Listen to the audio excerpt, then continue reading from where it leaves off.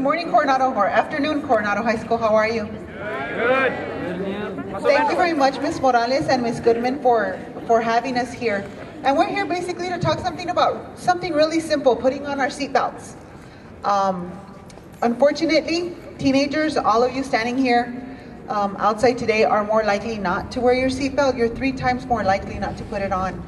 And when I go out to the community and I ask questions, sometimes I get I ask the students, why don't you put your seatbelt on? Well, I hear it's not cool, it's uncomfortable, it rides up on my neck, I forget.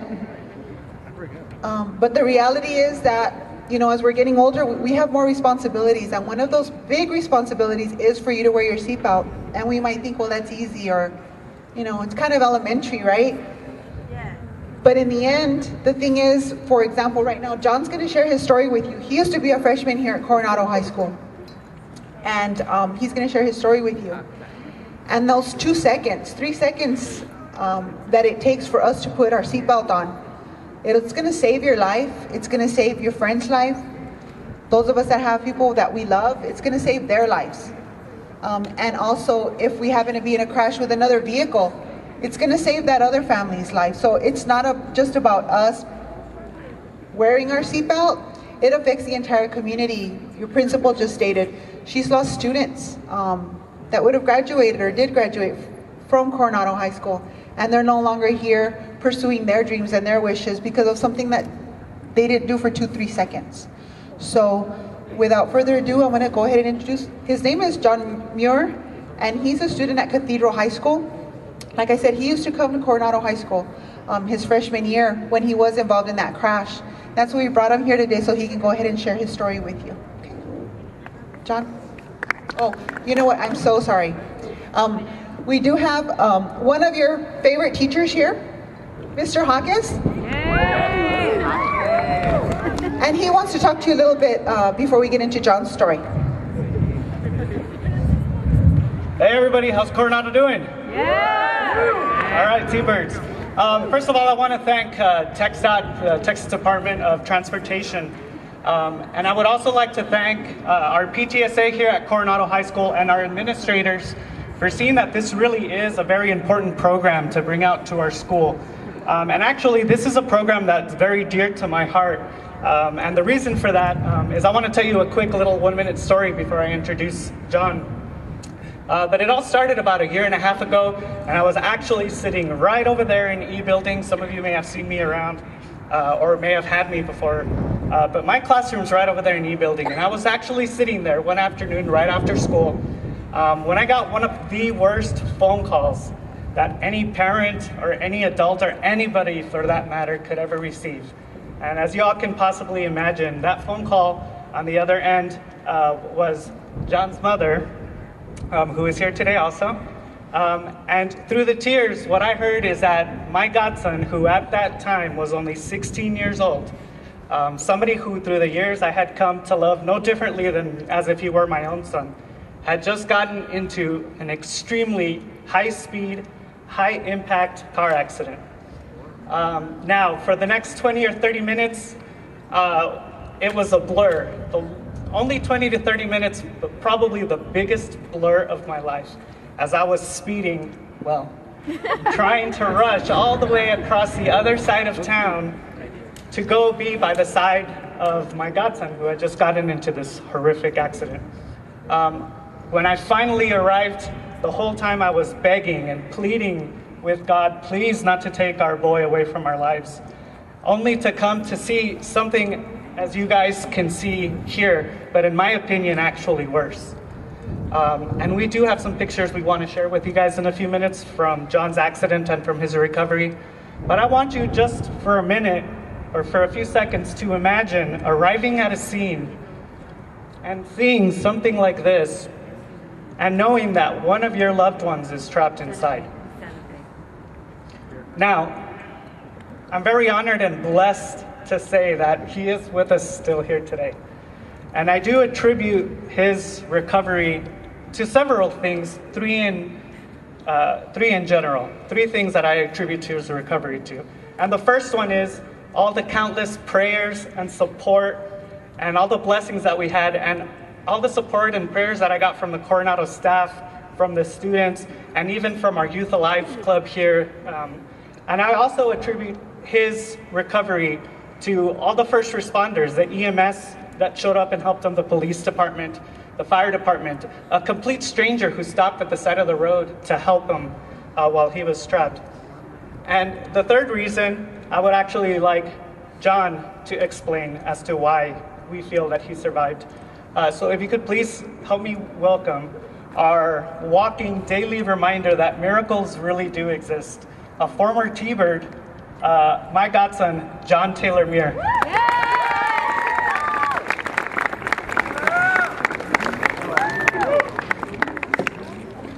What's up, guys? How are you? All right. I don't know if any of you guys remember me, but I came here my freshman year, and I just wanted to basically come here to tell you guys not only how important it is to wear your seatbelt, but how dangerous the roads are and how dangerous it is every time you step inside of a car. Not only you, but other drivers all around you. So also, before I begin, I'd like to thank the Texas Department of Transportation as well. And I'd like to thank all of you guys for giving me an ear to listen to my story. Well, as you guys know, my name is John, or as you may know me as Taylor. I go to Cathedral now. I'll be graduating this year in May. But basically, I want to start off by saying that all of us have experiences in our lives that shape us, shape our character, shape our virtues, our morals, and shape basically who we are. I'm sure just by me saying that, you guys can think right now about a couple of experiences in your own lives that make you who you are right now. We are who we are because of what we go through. And this, basically the biggest time for me, the most impactful moment for me happened exactly 545 days ago. I just got out of school. It was just like any other ordinary day, just like today. I was a little tired, I guess you could say. I went to sleep kind of late the night before. I mean, you guys know how tired you are after school anyway. But after that, I was on my way to golf practice on the Northeast. So it's a little bit of a drive, maybe 10, 15-minute drive. But while I was on US 54, I fell asleep, I dozed off, and I woke up realizing that I had dozed off. And at that moment, I had my windows rolled down. I was listening to Drake, for those of you who like Drake. I was going the speed limit, tired. I didn't really do anything about it. All I did was get in a relaxing position, and I kept driving. I mean, at that moment, I didn't really realize how dangerous that was. But the next thing I know is I'm smashed inside of my car.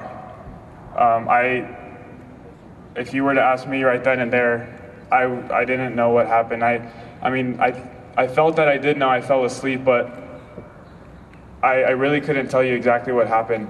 All I know is that I was in extreme pain, obviously the most pain that I've been through in my entire life. Pain that I can't even explain, really. I mean, it's just, I can't even, if I try to think about the pain now, it's pain in itself. So I was smashed there in my car, and someone came up next to me and was trying to keep me conscious, trying to keep me awake. And he was asking me my name, all of that. And I just remember hearing the sounds of the ambulance engine running and the fire truck and all the people scrambling outside trying to help me to get out. It took, I don't know how long it took exactly, but it felt like hours that I was in that car. I heard them use the jaws of life. That didn't work. I heard them scrambling because they said that they weren't going to be able to take me out. I was too smashed, so they had to pull out my seat and pull me out through the back. As soon as they pulled me out, that was the height of the pain, because all of my bones were smashed and crushed and broken. And when they pulled me out, everything moved, and I felt everything at that moment. There's lots of things that I can tell you that I went through. I went through 23 days in the hospital, 1 week in critical condition. I had 6 surgeries, 21 blood transfusions, which is enough to make up like the entire body. Basically, I had completely new blood inside of me. I lost my blood completely. I broke everything that you can think of in my knees, shattered completely. My wrists were tangled inside of the steering wheel. My liver was lacerated, and so at that point, I was just bleeding. If I didn't die from the wreck, then I was going to die from overbleeding, or just so many broken bones. But I suffered 50 screws in my legs, 5 steel plates, and I have 9 scars to prove everything for it. But as big as it seems to be, what's bigger was my will to live and my will to move on. I still had an entire life to experience. I didn't want to end it there. And I'm sure if any one of you were in that position too, you would have done the same thing and fought through it. So this brings me back to the third reason of why I'm here, is my seatbelt. I know all of you may think it's uncomfortable, or it'll mess up your clothes when you're on your way to the party, or it's just inconvenient. But I'm here to tell you guys different, that it's not. I mean, it's your life. It's that split second of buckling that seatbelt, and I mean, potentially saving the rest of your life. And I know that sounds very exaggerative, but it's really not. And you can say, oh, I'm a good driver, I don't need a seatbelt. But I mean, what about all the other drivers out there on the road? You can't say for them. So basically, I'm here to tell you guys that to try to make it a point, not only for yourselves, but for all the people you love. I mean, just put on that seatbelt. It's not that big of a deal, I promise you that. Everything I went through would not be worth it if I'm here to tell you guys my story and you guys leave without listening or doing anything about it. I went through all that, and so I'm here to tell you guys that I don't want you guys going through it, or any of the people that you love going through it either. So because I can tell you that if I wasn't wearing my seatbelt, I definitely wouldn't be here. I mean, that's definite. I would have flown out of my car and smashed into the vehicle that I wrecked into, which was stopped. There's no way I would have been here, even standing. If not standing, I'd be dead. I mean, the seatbelt kept me wrapped into my seat. It kept all of my vital organs, my brain, my heart, my lungs, kept all of that safe. And sure, I broke all of my bones, but I mean, just look what I've come to, and look what I've been able to live through. I mean, your seatbelt really is that important. I just saw something the other day. The car was barely dented, and the guy that was driving it passed away because he wasn't wearing his seatbelt. His ribs collapsed into his lungs and his heart and smashed him. I mean, so that goes to show how important the seatbelt really is. But basically, guys, I want to leave you guys with a small challenge, I guess you could say. The challenge is that by me coming here and telling you this, how many of you are actually going to do something about it and not be afraid to tell your friends or the people that you love how important it is?